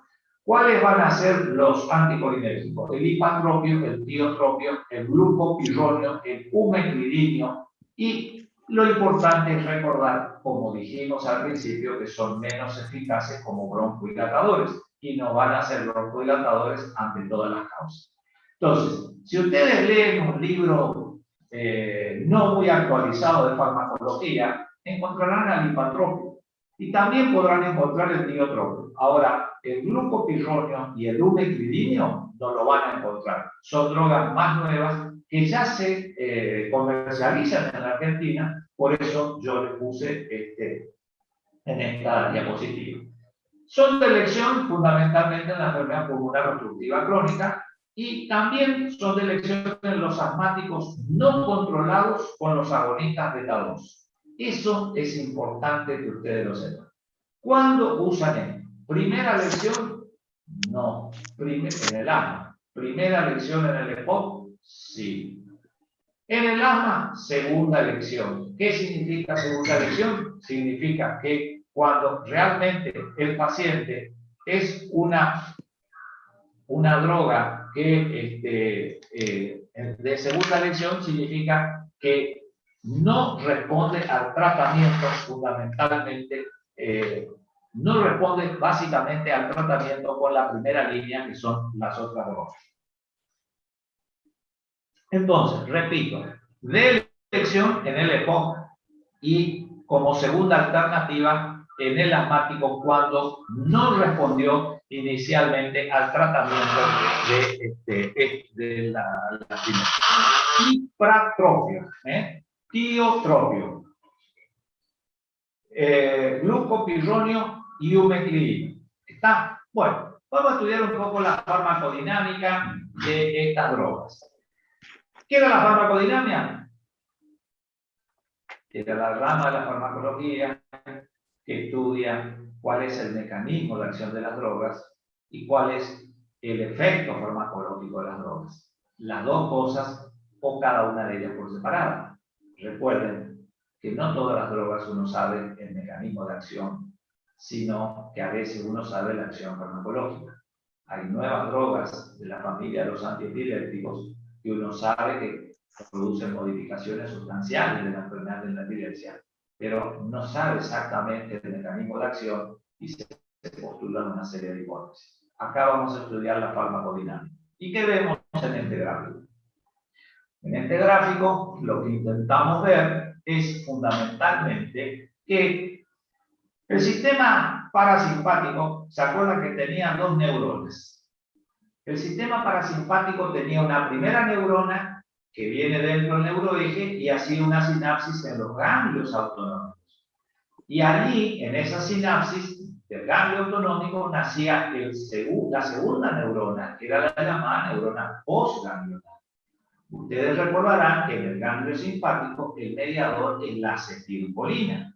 Y de la segunda neurona, o llamada también neurona postganglionar, los efectores van a ser los receptores muscarínicos, el M1, el M2, el M3, el M4, que quiere decir muscarínico 1, muscarínico 2, etc. En ese dibujo ven que hay una autorregulación por los receptores M2 en el ganglio parasimpático, pero los nicotínicos eran los que estaban ahí, y el neurotransmisor era la acetilcolina. Y en el postganglionar, sí, también el neurotransmisor es la acetilcolina. A diferencia del sistema simpático, que a nivel siempre ganglionar es la acetilcolina, pero en el sistema simpático, a nivel de los efectores alfa y beta, era la noradrenalina, adrenalina, etc. Acá es la acetilcolina, tanto en el ganglio como en el receptor muscarínico de la segunda neurona. Entonces vemos que esos receptores muscarínicos están ubicados en el músculo liso de las vías respiratorias. Ya habíamos visto eso, la anterior, hacíamos un pequeño repaso. ¿Qué es lo que repito? Ahí ven en rojo en el recuadro la acetilcolina, que es el neurotransmisor que hay. Motivo por el cual, si yo sé que hay acetilcolina que estimula las fibras musculares que se van a hipertrofiar en el EPOC, una alternativa de tratamiento es bloquear la acetilcolina. ¿Cómo lo vamos a bloquear? Con el hipratropio, tiotropio, glucopirronio, lumipirina. Eran las drogas anticolinérgicas. Actúan bloqueando al receptor M3. Entonces, produce un antagonismo. Ahí está la conclusión en el recuadro que inhibe competitivamente la acción de la acetilcolina en los receptores muscarínicos. Eso es lo que define esta diapositiva. Como ustedes van a tener el video, lo pueden ver las veces que quieren y les puede servir para otra materia seguramente, como cosas nuevas que yo les pongo. Saben de que lo que producen estas drogas, tiotropio, hipatropio, umeclidinio, glicopirronio, es inhibición competitiva de la acetilcolina en los receptores muscarínicos. ¿Qué es lo que tenemos que recordar? Que tienen menor efecto protector sobre los desencadenantes bronquiales, tienen menor efecto protector sobre los desencadenantes bronquiales. Recuerden, dijimos que no todos producen broncodilatación. Hay algunas causas que van a producir broncodilatación. Por eso son menos eficaces que los broncodilatadores de la familia de los simpáticos. En cuanto a la farmacocinética del hipratropio, se usa en forma de aerosol, se usa como solución para nebulizar y también hay una forma más nueva que es de spray nasal. La absorción y la biodisponibilidad que tienen es escasa. 3,3% de la dosis administrada por vía oral, 6,9% por la vía pulmonar. Esa mínima cantidad que pasa a la sangre se elimina por vía renal. Y la acción broncodilatadora se inicia entre 1 y 3 minutos después de su administración. La acción efectiva es entre 20 y 30 minutos. La acción máxima entre 1.5 a 2 horas y la duración es de 6 a 8 horas. Prácticamente es bastante parecida, no digo igual, pero es bastante parecida a la que vimos que tiene el salbutamol. ¿Está? Entonces, es importante esto que ustedes sepan. Claro, miren bien el principio. Dice infratrópico, no dice otro tipo de droga. Dice infratrópico, que es el broncodilatador de esta familia de los anticolinérgicos o antimuscarínicos más típica que hay. Entonces, acción broncodilatadora rápida, ¿está? Y de 6 a 8 horas, un poquito más largo que el salbutamol, que era de 4 a 8 horas. Muy bien. Esto es para que ustedes tengan una idea, nada más, y les sirve de material de consulta. Esto es nuevo, o sea que mírenlo, está, incluso le puso unos nombres comerciales que estuve buscando. Tienen un costo muy alto, y fíjense que el ipratropio, ahí está la duración de 6 a 8 horas, el tiotropio 24 horas. Esa es la diferencia que hay, pero también el costo es muy importante. Y fíjense que hay combinaciones de drogas con drogadero. Esta diapositiva más bien le va a servir para el ejercicio práctico que yo por ahí les voy a dar, para que ustedes tengan una idea. El glucopirronio 24 horas y el otro, el bumetilidinio, más de 24 horas. Y abajo les puse algunas características de estas dos últimas drogas, que lo que es importante que ustedes sepan que tiene vida media larga, 19 horas, y fíjense, el glicopirronio tiene una vida media de 35 a 57 horas. Motivo por el cual, si ustedes miran ahí donde dice monodroga o combinación, se dan una idea de que ese nombre, incluso el IPTA, que tiene fluticasona y bilanterol, yo les voy a dejar para que ustedes busquen cuánto sale los 30 días de tratamiento para un paciente que tiene enfermedad pulmonar obstructiva crónica. Y si no podemos hacer bien las cosas, si no sabemos manejar los dispositivos, ¿cómo se va a acordar de bien el paciente de nosotros? Entonces, eso es lo que tiene como importancia esta diapositiva. Son nombres comerciales nuevos, el Cebri-Brisale, el Espiriva-Respimán, en fin, que no todos pueden acceder porque tienen un costo muy elevado del tratamiento de la enfermedad pulmonar obstructiva crónica. ¿Cuáles van a ser las reacciones adversas de los anticolinérgicos o antimuscarínicos? En general, son drogas que son bien toleradas y están en el mercado desde hace mucho tiempo, menos las últimas que les mencioné, bumetilidinio, glucopirronio, que no es que lo van a leer en libros nuevos, eso les puedo asegurar, y que están en el mercado farmacéutico argentino y que se utilizan pocos pacientes por el elevado costo, son drogas muy bien toleradas. Los efectos son de tipo sistémico, pero de menor importancia, porque son drogas que, como vimos, no tienen tanta absorción, es muy pobre su absorción, por eso es la importancia de los efectos colaterales. Lo que sí es típico es el sabor amargo, tipo gusto metálico, suelen decir los pacientes, que aparece cuando uno inhala el ipratropio.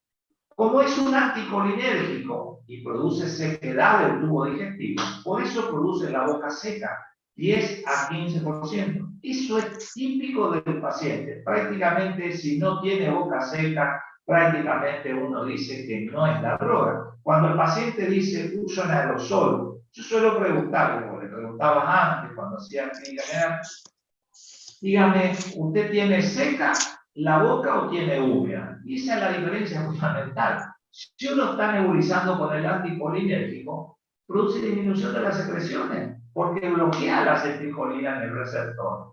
Entonces tiene boca seca. Cuando uso uno un simpático mimético y está la enfermedad y tiene la descarga colinérgica, la boca está húmeda, tiene salivación, tiene secreciones, todo. Entonces, es importante que ustedes se acuerden. Cuando dice que se le seca la boca, tiene seguramente anticolinérgico. Ahora bien, esa sequedad no es continua. A medida que se prolonga en el tiempo, suele directamente desaparecer. Y otro aspecto que es muy importante, que uno a los fines prácticos les puede ayudar y que es una reacción adversa, es la visión borrosa que tiene el paciente, principalmente a nivel de los ancianos. ¿Por qué? ¿Por qué produce visión borrosa? La nebulización, porque nosotros también tenemos receptores colinérgicos a nivel del globo ocular. Entonces produce una disminución en la capacidad de contracción del cristalino y el enfoque del cristalino y tiene una visión borrosa. Y produce un aumento de la presión incluso dentro del ojo, aumento de la presión intraocular. Por eso está contraindicado fundamentalmente en el glaucoma, que es de por sí el aumento de la presión intraocular.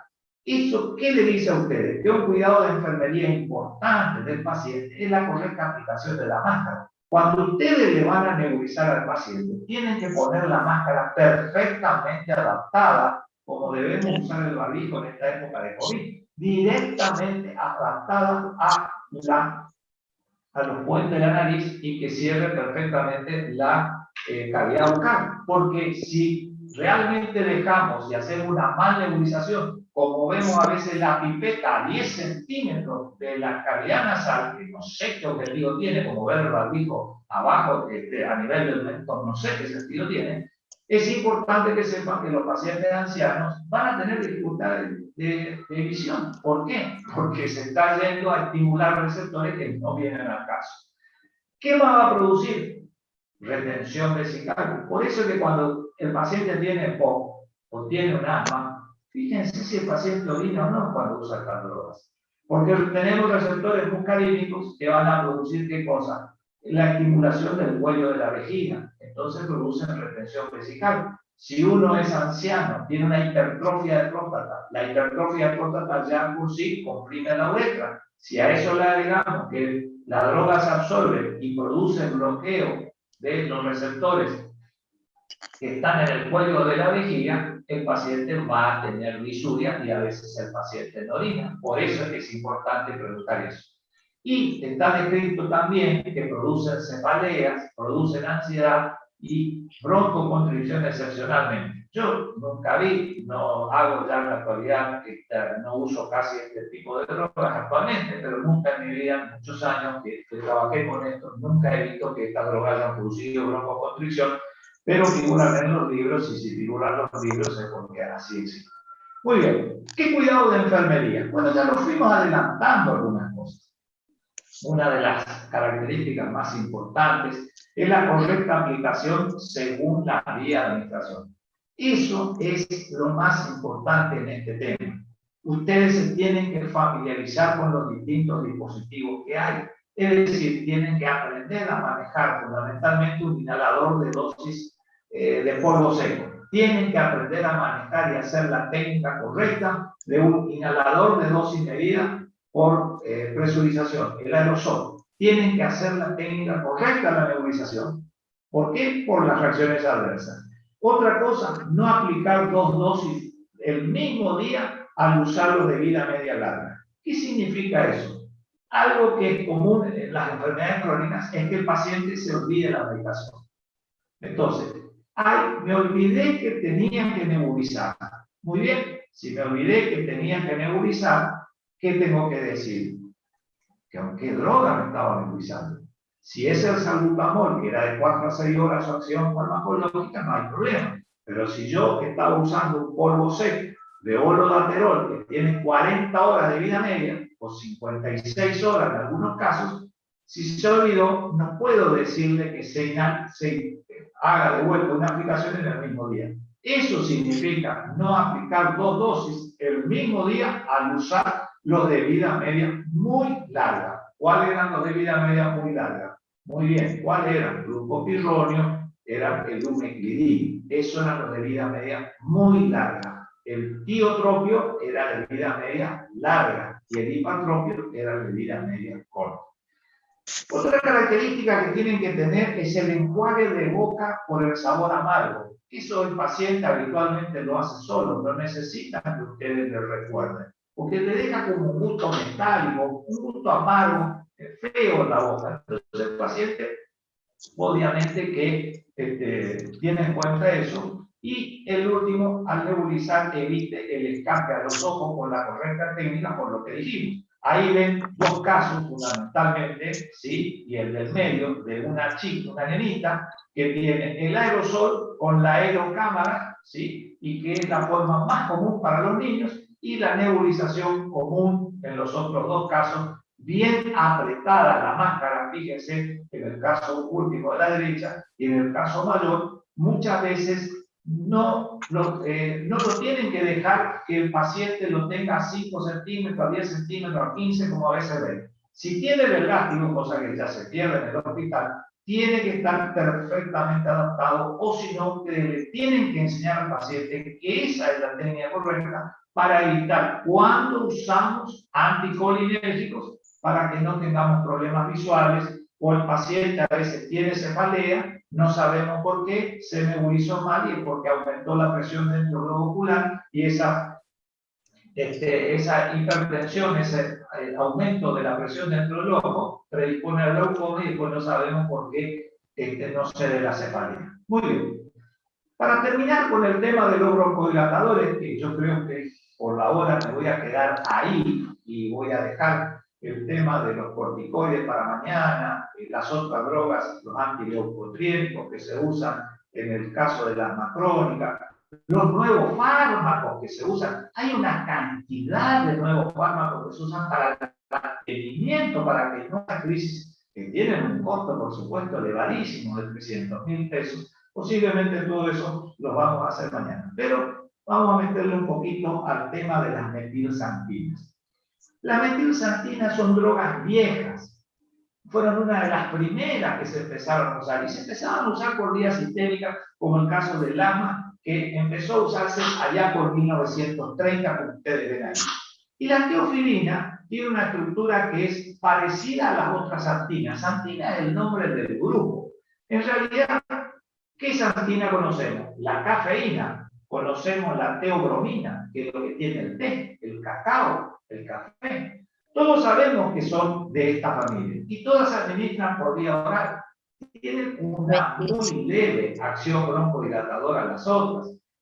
Y también tienen, por supuesto, una acción diurética. Siempre suelo decir, la cafeína, que es una xantina, tiene un efecto diurético. Por eso, dentro de 2 clases próximas, ya les hablo de los diuréticos. Pero uno dice, cualquiera que toma una taza de café aumenta su diuresis. Ahora, ¿va a utilizar la cafeína como diurético? No vamos a utilizar como diurético, pero sí tiene una acción farmacológica.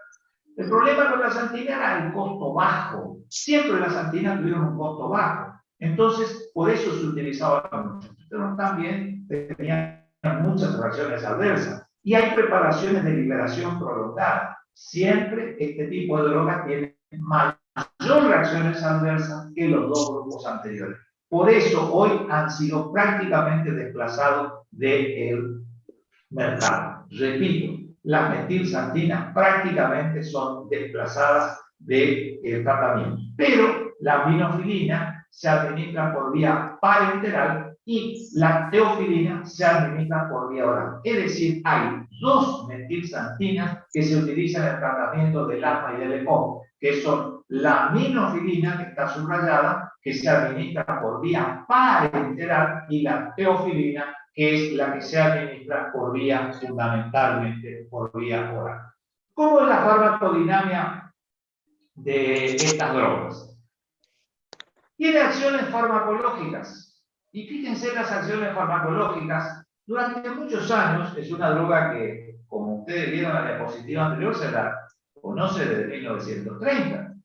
Y sin embargo, uno preguntaba y leía los textos de farmacología y uno decía, no se sabe en realidad la acción farmacológica, el mecanismo íntimo. Pero, ¿qué es lo que produce? Eso sí se sabe. Y ahí está anotado lo que produce. En el músculo liso bronquial produce una broncodilatación. Es muy leve, es muy mínima, porque inhibe la fosfodiesterasa. ¿Se acuerdan del salbutamol, de todo lo beta-2?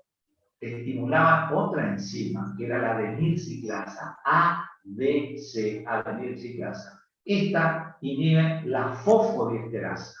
¿Qué más hacen? Estimulan la actividad cardíaca, estimulan la actividad del sistema nervioso central. Eso es serio, porque estas drogas pueden producir convulsiones, motivo por el cual la administración felizmente hoy casi ya no se da más. Yo a lo largo de los años tuve la oportunidad de ver una vez un episodio de convulsión por aminofilina. Se hizo una dosis de aminofilina, el enfermero se fue a no sé qué cosa, el médico dijo que hicieron aminofilina, estaba distraído, dijo que no, se le ordenó de vuelta la aminofilina y el enfermo convulsionó. Eso es gravísimo. Produce convulsión, alteración, excitación del sistema nervioso central, produce ansiedad, produce temblor. Y es importante que lo sepan, muy importante, porque vos a veces no sabés si esos síntomas que tiene desde el punto de vista del sistema nervioso central son debido a la acción de la droga o a la acción de una insuficiencia respiratoria porque no mejora el paciente. ¿Qué diferencia que hay, no? Que si uno tiene ansiedad, sea por reacción adversa a la droga, que si uno tiene ansiedad porque tiene una insuficiencia respiratoria. En uno estábamos tratando bien y nos estamos pasando la droga y en el otro estamos haciendo un desastre. Es fundamental que sepan eso. Y como vimos, con todas estas drogas producen un aumento de la diabetes. Bueno, ¿cómo es el mecanismo por el que actúan? Dijimos que inhibe la fosfodiesterasa y bloquea los receptores. Ahí hay un error que es adenosina. Los receptores de adenosina, me falta la O, adenosina, me poní la O. Disculpen, lo voy a corregir, pero la grabación será que ya salió así. Bueno, los receptores de adenosina que son muy importantes. Con respecto a la farmacocinética, es decir, cómo pasa, la absorción es completa y rápida, siempre por la vía oral, 30 a 60 minutos. Los de liberación prolongada usan 12 horas. ¿Es importante que ustedes sepan? Sí. Lo más importante cuando uno tiene una teofilina, miren la caja de teofilina. Dice liberación prolongada cada 12 horas. Siempre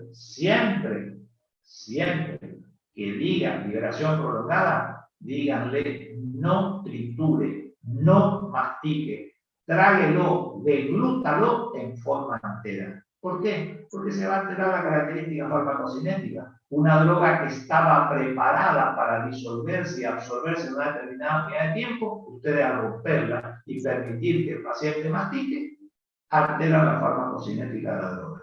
Entonces, eso es importante. Eso es un cuidado de enfermería para el resto, siempre que vean esas drogas.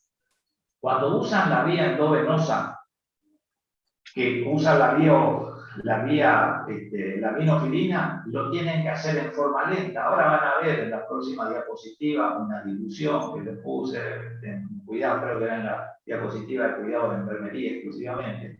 Y la vía intramuscular no hay que hacer. Yo antes, hace muchos años, cuando era joven y trabajaba en un hospital de enfermedades respiratorias, cuando recién empezaba, solía hacerse por tradición la aminofilina a veces intramuscular. La intramuscular cuando el médico tenía miedo de indicarla por vía endovenosa, hasta que vino un neumonólogo de prestigio y empezó a combatir. Los libros, por supuesto, que daban la razón, pero la tradición era esa, que se hacía fundamentalmente por vía intramuscular y era dolorosa. ¿Y por qué era dolorosa? Porque se produce la precipitación de las drogas. Eso es importante que ustedes lo recuerden. La unión a las proteínas es del 60% aproximadamente, pasan la barrera hematoencefálica, por eso producen todos los síntomas que mencionamos, la placenta y a la leche materna. Por eso no es aconsejable la lactancia de una persona que tenga eso, sobre todo si utiliza una bebida media corta, no es lo mismo que la liberación prolongada.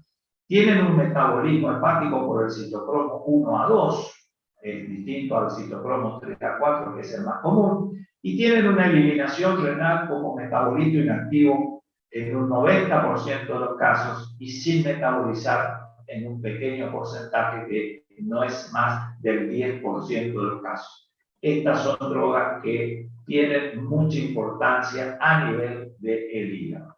La vida media oscila entre 4 y 12 horas. Y hay enfermedades que deben tener en cuenta. La insuficiencia cardíaca eleva la vida media de la teofilina.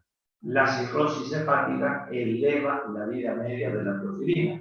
Por eso no es lo mismo dar fundamentalmente en un paciente asmático o con EPOC que en un paciente asmático con insuficiencia cardíaca y con cirrosis hepática. Esa es la importancia de conocer la farmacocinética y las interacciones de las drogas. ¿Está? ¿Cómo se distribuye la teofilina? Bueno, acá vemos que pasa, como dijimos, la barrera hematoencefálica, pasa a la leche materna, el embarazo fundamentalmente es importante que ustedes lo tengan en cuenta. ¿Qué interacciones farmacológicas? Eritromicina. Y ahí me detengo. Eritromicina. ¿Qué hace la eritromicina? La eritromicina aumenta el nivel de teofilina. Y es importante porque aumenta el riesgo de toxicidad. Aumenta la concentración plasmática. ¿Por qué? Aumentan la concentración plasmática porque inhiben el metabolismo de la droga. ¿Es importante que ustedes sepan? Sí. Fíjate una cosa. Ustedes saben que el asma, dijimos toda la clase, que el asma es una enfermedad frecuente. Es una enfermedad sumamente frecuente. La neumonía, ¿es una enfermedad frecuente? Sí. Sabemos que los pacientes asmáticos la pasan mal en el invierno y sabemos que se sobreinfectan. Cuando se sobreinfectó y uno tiene una neumonía, uno de los antibióticos más útiles en la neumonía son los macrólidos, que es el prototipo, el fármaco prototipo de los macrólidos es la eritromicina. Entonces, fíjense qué antibiótico recibe el paciente, porque si tiene eritromicina, la interacción que hay entre la eritromicina es que sube el nivel, eleva el nivel plasmático de esta droga, ¿sí? Teofilina, y entonces produce toxicidad, y ya vimos que la toxicidad puede producir toxicidad cardíaca, hipertensión, sistema nervioso, arritmia, fibrilación y muerte del paciente.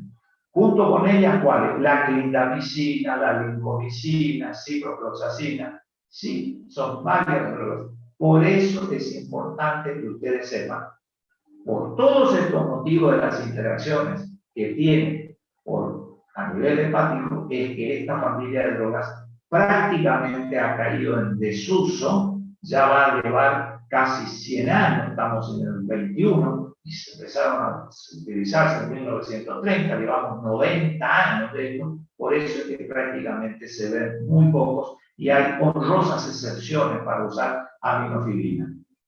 Sí se usa bastante la teofilina por vía oral, la forma libre para el mantenimiento de la neumonía. Pero cuando hay un episodio agudo y una complicación, se retira automáticamente a las santinas, a estas drogas, y se coloca otro tipo de drogas que tengan menos interacciones farmacológicas. Rifampicina, benzodiazepinas, fenitoína, barbitúricos hacen la acción contraria. Entonces, ahí disminuye la concentración porque aumenta el metabolismo. Eso obliga a aumentar la dosis de la teofilina. Entonces, yo quiero que ustedes sepan y que recuerden que cuando uno toma una teofilina, o si hay un comprimido de teofilina nigra, 300 miligramos, flexidosis, ¿sí? O ven teofilina, liberación común, o ven la ampolla de aminofilina, antes de hacerla, antes de darle, sepan que son drogas que tienen muchas interacciones. Si no están en el tema, no se van a acordar. Yo lo único que pretendo es que ustedes sepan que tienen muchas interacciones. Por eso hay que pensar 2 veces antes de usarlo. La teofilina aumenta la eliminación del litio y aumenta la toxicidad de los medicamentos. El litio es una droga que se utiliza mucho en los estados maníacos, en los síndromes bipolares. Entonces, hay que tener cuidado y con los digitálicos también porque produce una intoxicación digitálica. Aumentan la eliminación de teofilina, el tabaco, la marihuana y disminuyen la insuficiencia hepática y la cardíaca. Este también es un concepto que por ahí le puse dentro de la gran lista, así como resumen, porque es importante que ustedes sepan, ¿sí? Sobre todo que los pacientes que toman teofilina y están fumando, su nivel baja y la marihuana hace exactamente lo mismo. ¿Qué reacciones adversas vamos a ver acá? Dentro de las reacciones adversas, ¿qué puede ser este dibujito? Afección del sistema nervioso central, ansiedad, preocupación. Ahí vemos en ese otro dibujito que lo que produce es un movimiento de los dedos, de las manos, lo que venimos hablando, lo gráfico, para que a ustedes les quede el temblor. Vemos la posibilidad del insomnio, ahí entendemos que de noche son las 3:27 de la mañana y los ojos abiertos de esa paciente. Vemos que esto puede producirle convulsiones, motivo por el cual tienen que tener importancia preguntar al paciente si el paciente es epiléptico y padece de por sí esta enfermedad, y hay que pensar 2 veces si le vamos a administrar las drogas. Producen dolores abdominales, son sumamente comunes las modificaciones, las lesiones que producen, las náuseas y los vómitos que ustedes ven ahí también están a la orden del día, es decir, son drogas que no son inocuas, pueden producir gastritis, hemorragia digestiva, están descritos con eso, producen una taquicardia y arritmia, ¿sí? Eso es fundamental que ustedes recuerden. Y las extrasístoles, hay arritmias que son de tipo ventricular, que son las más graves, por eso tienen que tener en cuenta. Y ahí, al final de la diapositiva, en un recuadro, ya aparece que todas esas manifestaciones que son graves aparecen cuando las concentraciones plasmáticas de la teofilina es mayor de 15 miligramos por litro. ¿Es importante que ustedes se acuerden eso? No, pero sí lo que significa esto es que cuando vos das teofilina para no pasar ni producir eso que ustedes ven en esta diapositiva, se hace un análisis de sangre, se lleva al laboratorio y se produce el dosaje. Acá en Formosa se puede hacer perfectamente. Pero para evitar eso, que es costoso, realmente uno no hace habitualmente, uno usa más o la usa con mucho cuidado. Pero lo que sí es importante que sepan es que se dosa el nivel de teofilina en la sangre, ¿sí? Para que ustedes eviten todas esas reacciones que aparecen con esa concentración. Entonces, si es por debajo, uno lo puede mantener. El problema de estas drogas es que es muy barata. Realmente son las drogas más baratas de tratamiento. Y si uno no tiene, y bueno, tendrá que hacer un uso racional del medicamento y usar, pero el Estado provee hoy los broncodilatadores. Esto es algo que yo le doy como alternativa. Eso aparece. Y con respecto a los cuidados de enfermería, es importante que ustedes sepan cómo se usa en forma correcta la administración de las drogas. Y yo le voy a presentar entonces, decirle que dijimos que ya son muy frecuentes, por eso el uso de estas drogas ha disminuido, y ahí insisto en la correcta preparación, y ahí vamos a ver esta diapositiva que significa educación, que ustedes ya saben, prohibido fumar, ojo con las interacciones medicamentosas, el paciente no debe tomar café, no quiere decir que no tome una taza, no debe tomar café a cada rato y todo el día. El uso correcto de los dispositivos, no es lo mismo usar el aerosol que el inhalador de polvo seco. El control de la presión arterial, la posibilidad de producir arritmias, la determinación, si van a usar aminofilina, usen con bombas de infusión, con bomba de infusión. Ahora ven más adelante la cantidad. La vía endovenosa para la aminofilina, ahí está, se debe diluir en no menos de 100 mililitros. No la pasen puro, el corazón del paciente se lo va a agradecer. Y no deben pasar en menos de 20 minutos. Más de 20 minutos, goteo, el corazón del paciente, y si están viendo el electrocardiograma se los va a agradecer. No se deben mezclar con vitamina B, C, con antibióticos, gluconato de calcio y otras vías. Son drogas bastante delicadas. ¿Y esto qué significa? Esto es no triturar el medicamento. No se tritura el medicamento porque realmente ¿qué va a pasar? Se va a alterar si es un comprimido de liberación prolongada que dura 12 horas, ustedes lo van a alterar la farmacocinética. Entonces, con este video termino la primera parte. Fíjense.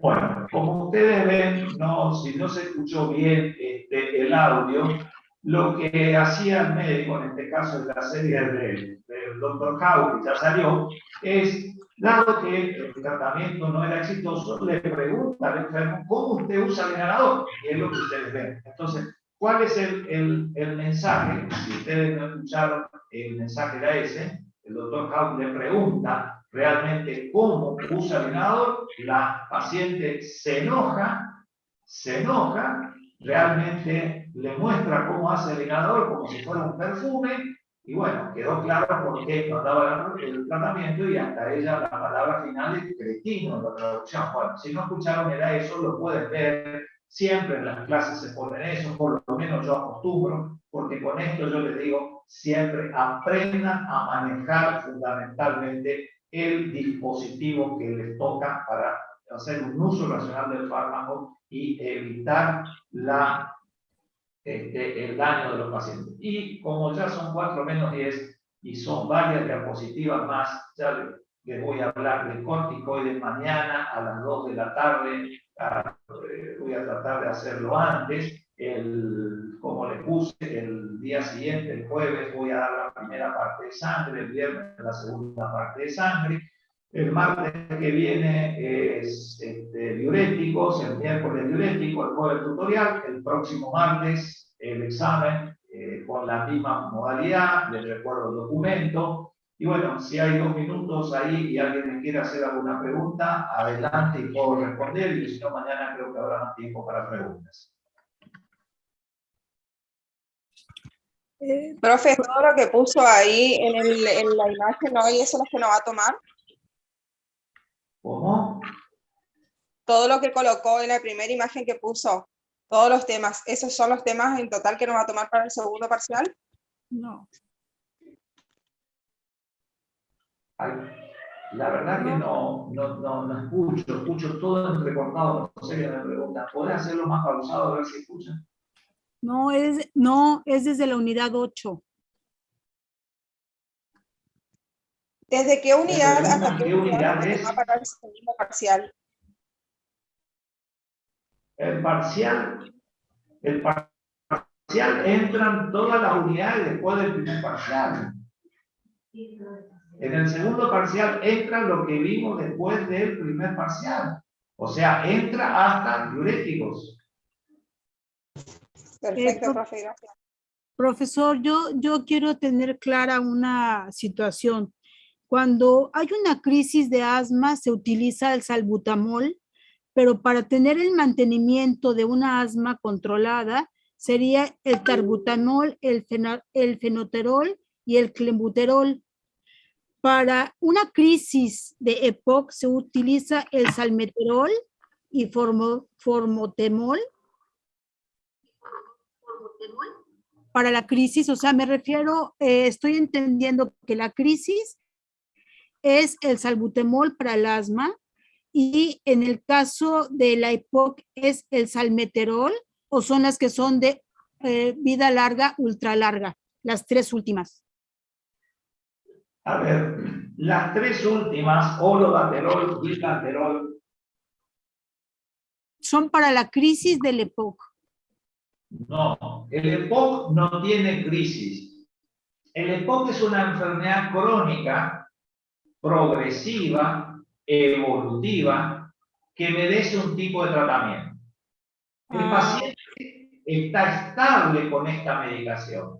Ahora, si el paciente entra en una crisis, es decir, una insuficiencia respiratoria, sí, el tratamiento no es con esas 3 drogas. El tratamiento va a ser dependiendo de la sintomatología. Si en el EPOC, habitualmente lo que produce la descompensación se lleva a cabo por un episodio de infección. Entonces, lo que se hace es el tratamiento de la infección.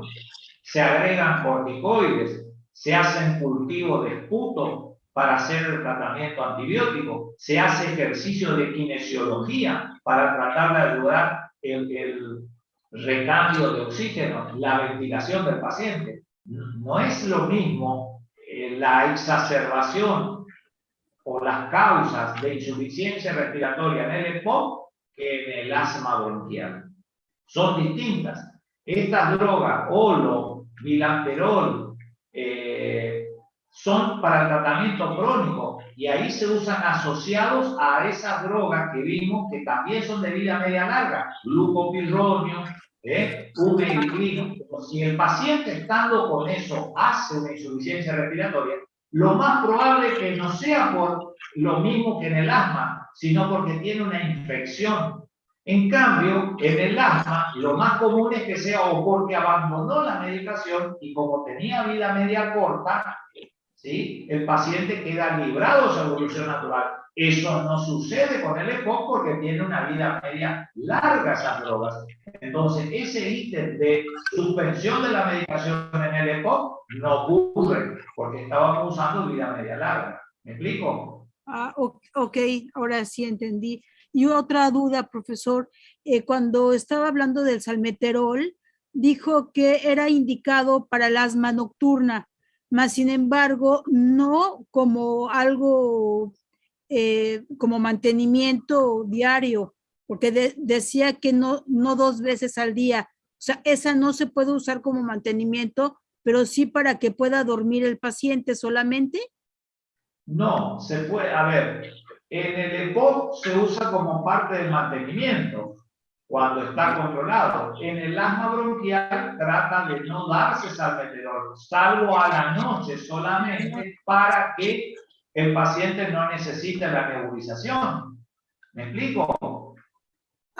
Ok. O sea que eso sería realmente en caso que no estuviera teniendo una buena aceptación, ¿no? Recording stopped.